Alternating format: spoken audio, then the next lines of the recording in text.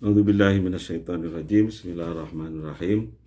Assalamualaikum warahmatullahi wabarakatuh. Sahabat sekalian, beberapa hari lagi insya Allah kita akan memasuki bulan Ramadan.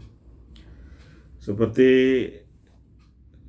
kita ketahui bersama bahwa bagi kita kaum muslimin dan muslimat yang telah memenuhi syarat wajib puasa seperti telah balik, sehat akalnya, suci dari haid dan nifas bagi perempuan, mampu melaksanakan puasa dan berada di tempat kediamannya atau mukim ketika tiba tanggal 1 Ramadan.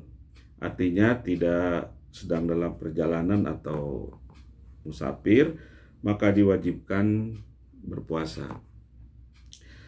Kapan kewajiban itu harus dilaksanakan? Yaitu ketika telah masuk bulan Ramadan. Untuk mengetahui telah masuk atau belum masuknya Ramadan, para ulama menentukan tata caranya. Imam An-Nawawi Ad-Dimashqi, ulama terkenal ahli fikih dalam mazhab Syafi'i yang pendapatnya selalu menjadi rujukan oleh ulama-ulama mazhab Syafi'i setelah beliau, dan bahkan juga jadi rujukan oleh oleh ulama-ulama mazhab lain seperti mazhab Hanafi, mazhab Maliki, mazhab Hambali dan lain-lain.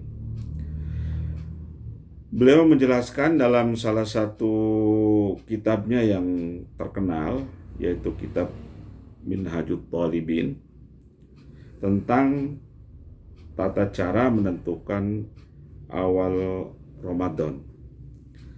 Dan saya akan bacakan langsung dari kitab beliau tersebut, yaitu pada kitab Syam halaman 30 ya, halaman 30 kalau cetakan Al-Haramain Indonesia. Imam An-Nawawi Ad-Dimashqi rahimahullah mengatakan, yajibu saumu Ramadana biikmali Sya'bana thalasina. Wajib dilaksanakan puasa Ramadan kalau telah sempurna bulan Sya'ban 30 hari. Artinya bulan Sya'ban telah tanggal 30. Atau belum tanggal 30, misalnya tanggal 29 ya. Misalnya tanggal 29, tapi auru'yatil hilal atau telah terlihat hilal.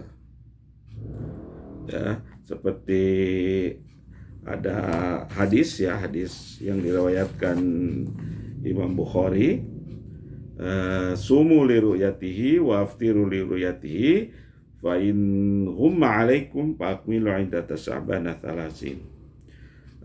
Puasalah kalian kalau kalian telah melihat hilal, dan berbukalah kalian, artinya hentikanlah puasa kalian kalau kalian telah melihat hilal bulan Syawal maksudnya. Fa in humma alaikum fa akmilu iddata Sya'bana thalasin. Kalau tidak dapat terlihat hilal, misalnya terhalang, maka hitunglah bulan Ramadan 30 hari. Ini riwayat Bukhari, hadis yang diriwayatkan oleh Imam Bukhari. Wa subutu ru'yatihi bi'adlin, untuk menetapkan telah terlihatnya ru'yah, telah terlihatnya hilal maksudnya, wa subutu ru'yatihi bi'adlin, dan untuk menetapkan bahwa hilal telah terlihat, menurut satu kaul dalam mazhab Syafi'i dikatakan oleh Imam An-Nawawi rahimahullah, itu cukup dengan satu orang adil yang menceritakan bahwa hilal telah terlihat. Seperti halnya hadis Ibnu Umar ya. Hadis Ibnu Umar, Abdullah bin Umar, yang menyatakan kepada Rasulullah SAW bahwa ia telah melihat hilal. Dan Rasul memerintahkan kepada Ibnu Umar untuk menceritakan kepada seluruh umat waktu itu bahwa dia telah melihat hilal. Ini hadis diriwayatkan oleh Imam Abu Daud dan Ibnu Hibban. Wa fi qaulin adlani, dan menurut satu pendapat harus dua orang adil. Jadi ada dua pendapat, ini disampaikan oleh Imam An-Nawawi rahimahullah, untuk menetapkan bahwa hilal telah terlihat. Yang menetapkannya satu. Menurut Imam An-Nawawi cukup dengan satu orang yang adil. Tapi menurut pendapat lain harus dua orang yang adil, seperti dinyatakan oleh Imam An-Nawawi ini. Wasurit wa syartul wahidi sifatul udul bil asah la abdun wa mra'atun. Syarat satu orang adil boleh menyatakan bahwa ia telah melihat hilal, ia harus bersifat udul, ya, harus bersifat udul.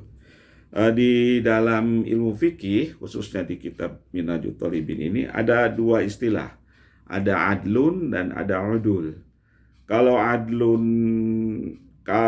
udul itu bisa jadi ia riwayat, artinya dia hanya menceritakan bahwa dia telah melihat hilal dan ia mendengar dari orang yang dapat dipercaya, kemudian ia menyampaikan.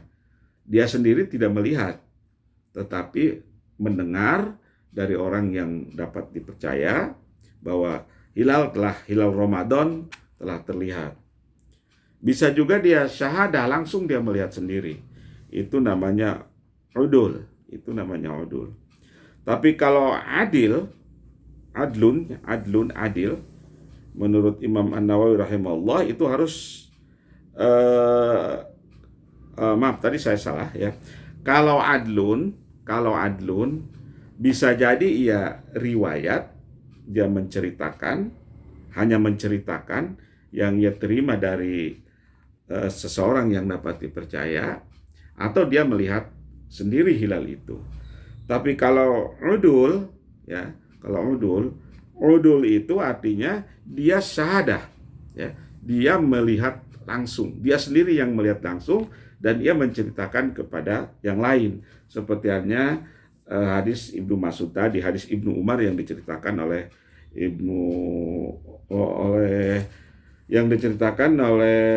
Imam Abu Daud dan Ibnu Hibban. Bil asah, di dalam kaul yang lebih sahih, la abdun wa mra'atun, tidak boleh yang menyaksikan atau melihat atau meriwayatkan bulan itu abid, ya, hamba sahaya atau perempuan. Soal la abdun wa la imra'atun, tidak boleh laki-laki, tidak boleh hamba sahaya atau perempuan yang menceritakan bahwa dia telah melihat hilal. Ini ada beberapa pendapat ulama di dalam kitab-kitab yang lain ini dibahas. Dan yang jelas ini bukan diskriminasi, ya, atau bias gender, bukan begitu, tetapi adalah hanya pembagian pekerjaan saja. Wa idza sumna bi'adlin wa lam naral hilala ba'da salasina aftarna. Dan kalau kita puasa Ramadan, ya, dengan hanya mendengar dari orang yang adil satu orang, ya, dengan orang yang adil satu orang. Kemudian setelah 30 hari bulan Ramadan, ya,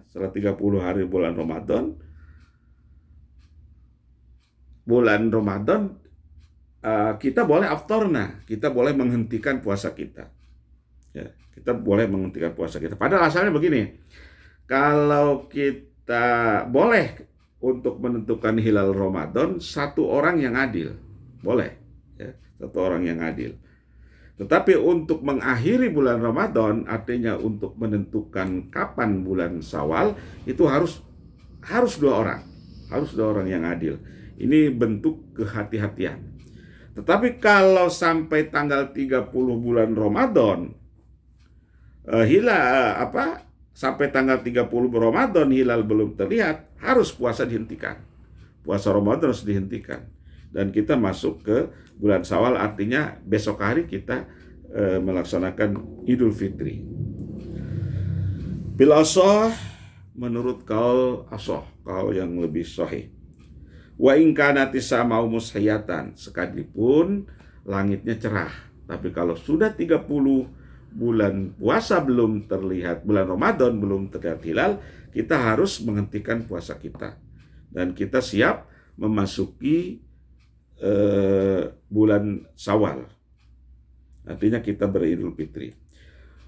Wa idza ruwiya bi baladin lazima hukmul baladul qaribu dunal ba'id. Kalau hilal sudah terlihat di suatu negara atau di suatu daerah, lazima hukmul baladul qarib, maka daerah yang dekat ke daerah itu harus mengikuti daerah yang telah terlihat hilal itu. Dunal ba'id, kalau yang jauh, daerah atau negara yang jauh tidak boleh. Tapi kalau yang dekat, boleh mengikuti daerah yang telah melihat hilal tersebut. Bil asah, menurut kaul yang lebih sahih. Wa masafatul ba'idi masafatul qasri. Ukuran jauh dan dekatnya itu, menurut satu kaul di dalam madzhab Syafi'i, itu ukuran boleh kita mengqasar sholat, yaitu kurang lebih 83 ya, 83 km.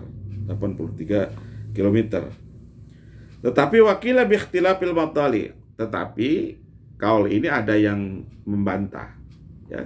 Kaul ini ada yang membantah sekalipun lemah, yaitu dilihat jauh dan untuk mengukur jauh dan dekatnya suatu daerah itu berdasarkan matla, berdasarkan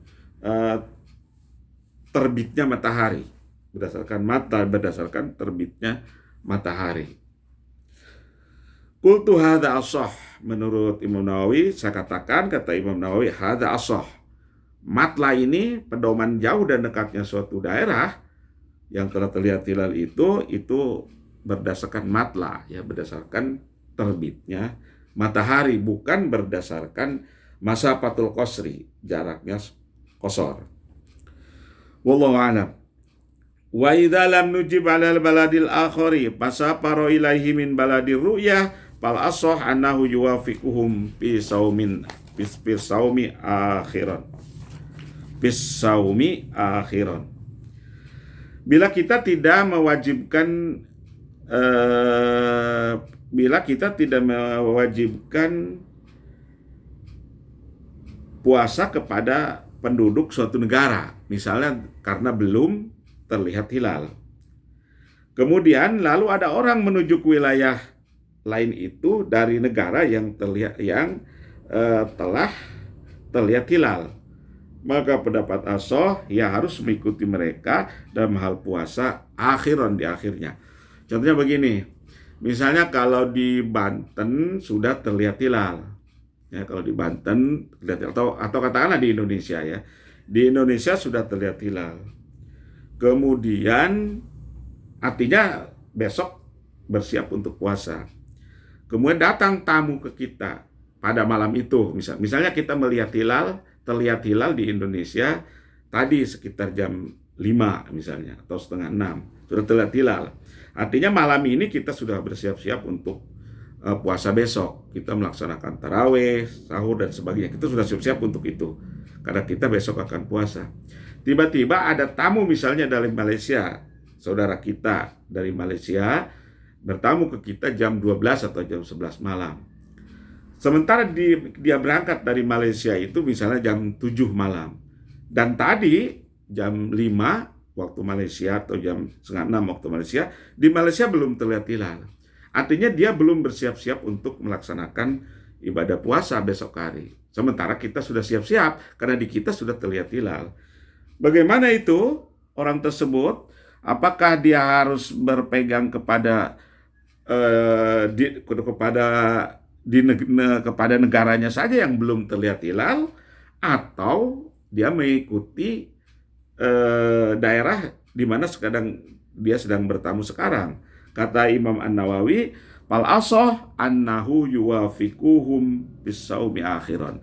Menurut kalau yang lebih sahih, ya harus mengikuti mereka. Kita harus mengikuti kita dalam hal puasa di akhirnya nanti. Jadi tamu kita itu harus mengikuti kita melaksanakan puasa besok hari karena di kita sudah terlihat hilal, sekalipun tadi di negerinya belum terlihat hilal. Waman safaro minal baladil akhari ila baladir ru'yati ayyada ma'ahum. Barang siapa yang bepergian dari suatu negara, dari suatu daerah, dia masih berpuasa, kemudian pergi ke suatu daerah itu sudah melaksanakan Id. Misalnya kita dari Indonesia masih berpuasa, kemudian kita tiba besok harinya, besok di Malaysia misalnya, di Malaysia sudah Id, ya, sudah berlebaran. Kita baru berpuasa baru 28 hari ya. Kita dari Indonesia ini masih berpuasa, tapi baru 28 hari. Sebab harus diingat bahwa hitungan penanggalan hijrah itu 29 dan 30. 29 dan 30. 29 penanggalannya ya, 29 atau 30 hari. 30 hari. Ini baru 28 hari. Baru 28 hari kita berpuasa di Indonesia, kemudian kita pergi ke Malaysia malam hari, dan di sana sudah bersiap-siap untuk melaksanakan Id besok hari. Apakah kita harus puasa saja dan kita tidak mengikuti Id? Kata Imam Nawawi, ayyada ma'ahum wa qada yauman. Kita harus mengikuti mereka berid besok hari, artinya kita harus membatalkan puasa kita, menghentikan puasa kita, ikut ibadah Idul Fitri besok harinya, dan waqadha yauman, dan kita harus mengqadha puasa kita nanti setelah Id, setelah lebaran. Misalnya tanggal 2 Syawal dan seterusnya ke sana. Mengapa harus mengqadha? Karena kita baru 28 hari, dan itu tidak ada penanggalan hijriah 28 hari. Kalau 29 mungkin saja.